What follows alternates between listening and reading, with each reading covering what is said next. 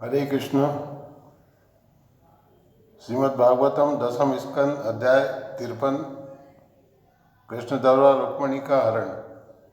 श्री सुखदेव गोस्वामी ने कहा, इस तरह कुमारी वैदर्भी का गुप्त संदेश सुनकर यदुनंदन ने ब्राह्मण का हाथ अपने हाथ में ले लिया और मुस्कुराते हुए उससे इस प्रकार बोले। भगवान ने कहा, जिस तरह रुक्मणी का मन मुझ पर लगा है उसी तरह मेरा मन उस पर लगा है।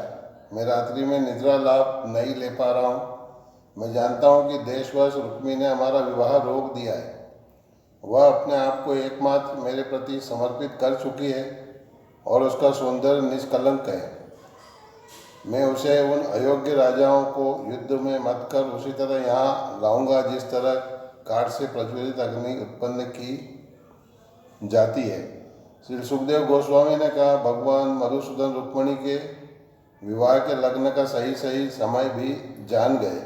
अतः उन्होंने अपने सारथी से कहा, हे दारुक, मेरा रथ तुरंत तैयार करो।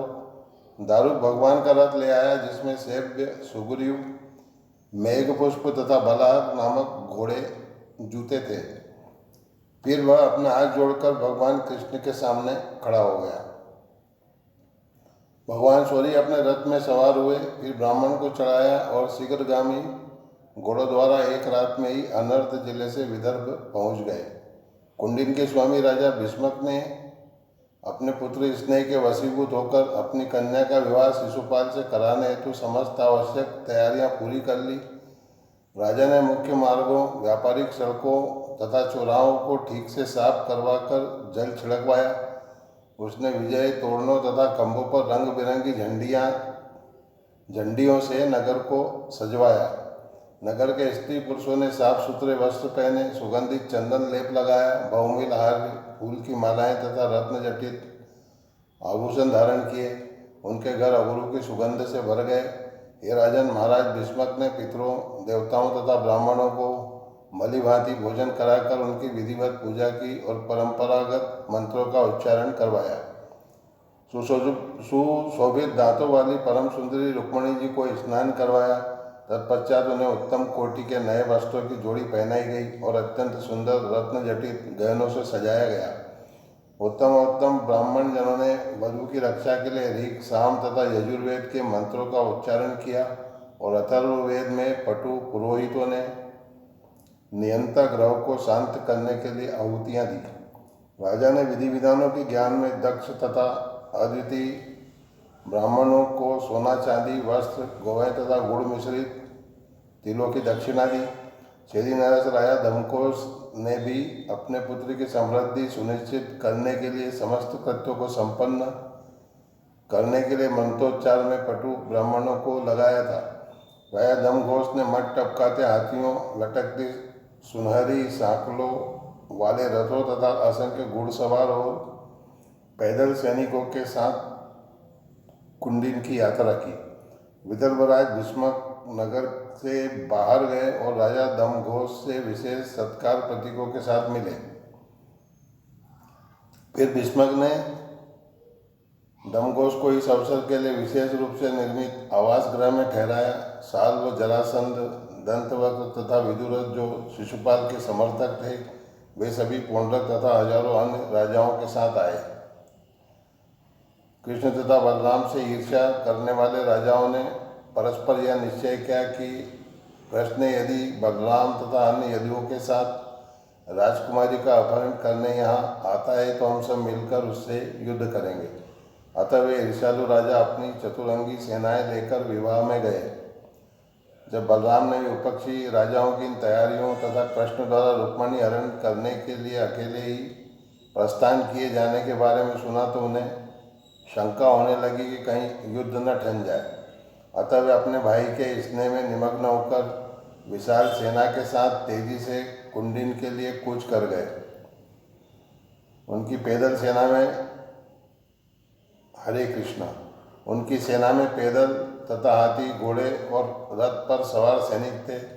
भीष्मक की सुप्रिया पुत्री कृष्ण के आगमन की प्रतीक्षा उत्सुकतापूर्वक कर रही थी, किंतु जब उसने ब्राह्मण को वापस आए हुए नहीं देखा तो इस प्रकार सोचा। राजकुमारी रुक्मिणी ने सोचा, हाय, रात बीत जाने पर मेरा विवाह होना है। मैं कितनी अभागिनी हूँ। कमल नेत्र कृष्ण अभी भी नहीं आए। मैं नहीं जानती क्यों, यहाँ तक कि ब्राह्मण दूध भी अभी तक नहीं लौटा। लगता है कि निर्दोष प्रभु ने यहाँ आने के लिए तैयार होते समय मुझ में कुछ घृणित बात देखी हो, जिससे वे मेरा पानी ग्रहण करने नहीं आए।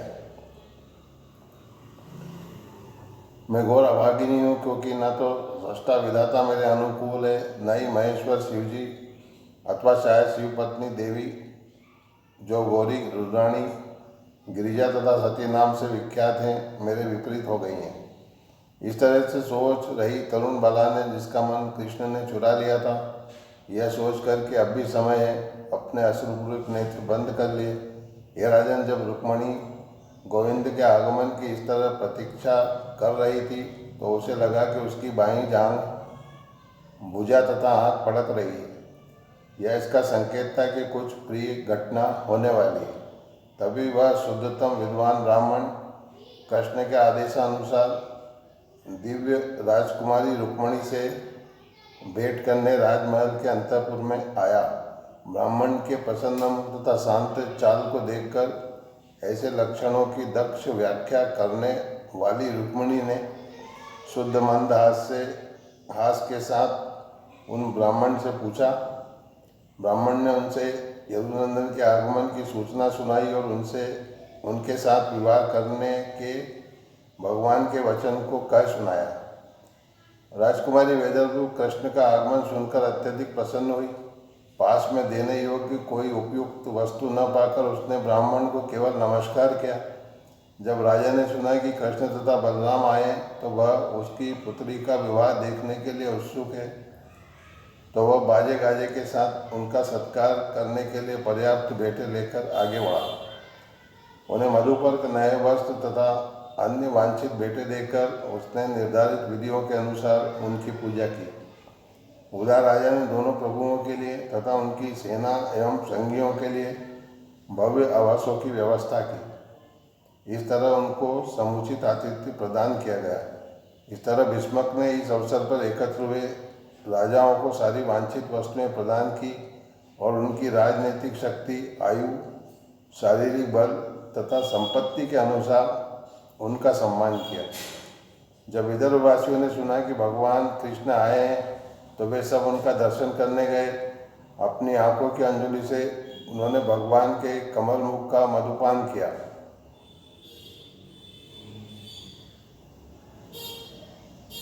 नगरवासियों ने कहा, एकमात्र रुक्मिणी उनकी पत्नी बनने के योग्य है और वे भी दोष रहित सौंदर्यवान होने से राजकुमारी भीष्म के लिए एकमात्र उपयुक्त पति हैं। हम लोगों ने जो भी पुण्य कर्म किए हों, उनसे त्रिलोक विधाता भगवान हम पर प्रसन्न हो और ऐसी कृपा करे कि श्याम सुंदर कृष्ण ही राजकुमारी रुक्मिणी का पानी ग्रहण करें।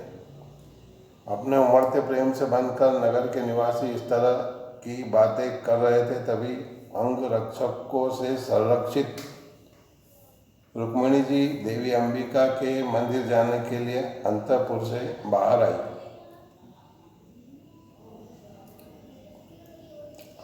रुक्मिणी मौन होकर देवी भवानी के चरण कमलों का दर्शन करने पैदल ही चल पड़ी। उनके साथ माताएं तथा सखियां थी और वे राजा के बहादुर सैनिकों द्वारा संरक्षित थी, जो अपने हथियार ऊपर उठाए हुए सन्नद्ध थे। रुक्मिणी केवल कृष्ण के चरण कमलों में अपने मन को ध्यानस्थ किए थी।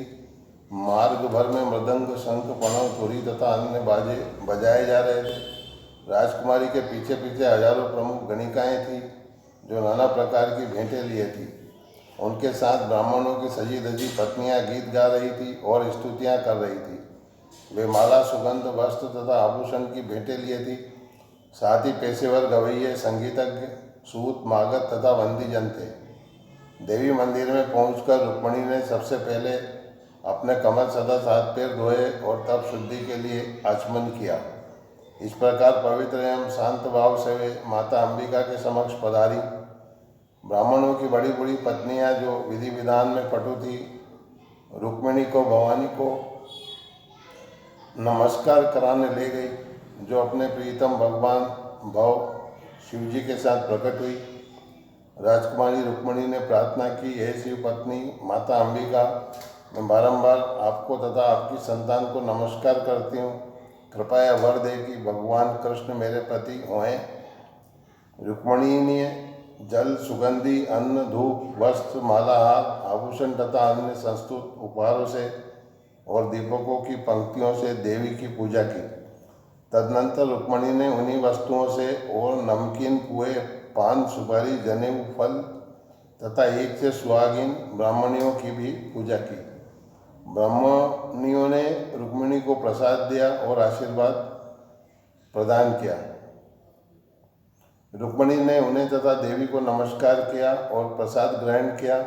तब राजकुमारी ने अपना मौन व्रत तोड़ दिया और रत्नजटित अंगूठी से सुशोभित कर कमल के द्वारा दासी का हाथ पकड़ के वे अंबिका मंदिर से बाहर आई। रुक्मिणी भगवान की उस माया शक्ति की तरह मोहने वाली प्रतीत हो रही थी जो बड़े बड़े धीर गंभीर पुरुषों को भी मोह लेती है। राजागण उनके सुकुमार सौंदर्य तथा कुंडलों से सुशोभित मुख को निहारने लगे। उनके कोले पर रत्नजटित करधनी शोभा पा रही थी। उनकी आंखें लटकती केश राशि से चंचल लग रही थी। वे मधुर हंसी से युक्त थी और उनके चमेली की कली जैसे दांतों से बिंब जैसे लाल लाल होठों की चमक प्रतिबिंबित हो रही थी। जब वे राजहंस जैसी चाल से चलने लगी तो रुंझुन करते पायलों के तेज से उनके चरणों की शोभा बढ़ गई। उन्हें देखकर एकत्रित वीरजन पूर्णतया मोहित हो गए।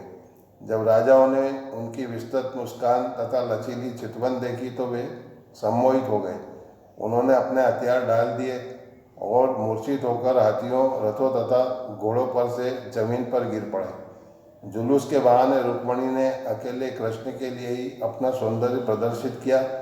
उन्होंने भगवान के आगमन की प्रतीक्षा करते हुए धीरे धीरे चलायमान कमल कोश रूपी 2 चरणों को आगे बढ़ाया।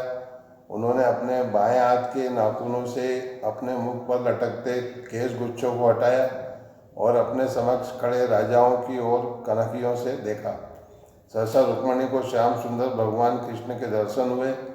रुक्मिणी जो भगवान कृष्ण के रथ पर चढ़ने को आतुर थी, भगवान ने शत्रुओं के देखते देखते राजकुमारी को अपने रथ पर बिठा लिया। राजकुमारी को उठाकर अपने गरुड़ ध्वज वाले रथ में बैठा कर माधव ने राजाओं के घेरे को पीछे धकेल दिया।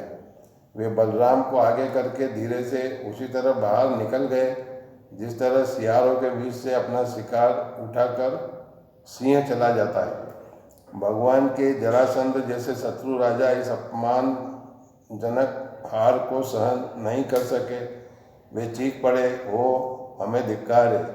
यद्यपि हम बलशाली धनुधर हैं, किंतु इन ग्वालों मात्र ने हमसे हमारा सम्मान उसी तरह छीन लिया जिस तरह छोटे छोटे पशु सिंहों का सम्मान हर ले। इस प्रकार श्रीमद् भागवतम 10वें स्कंद अध्याय 53 कृष्ण द्वारा रुक्मिणी का हरण नामक अध्याय के भक्ति वेदांत श्लोकार्थ पूर्ण हुए। हरे कृष्ण कृष्ण कृष्ण हरे हरे, हरे राम राम राम हरे हरे, हरे कृष्ण कृष्ण कृष्ण हरे हरे, हरे राम राम राम हरे हरे, हरे कृष्ण।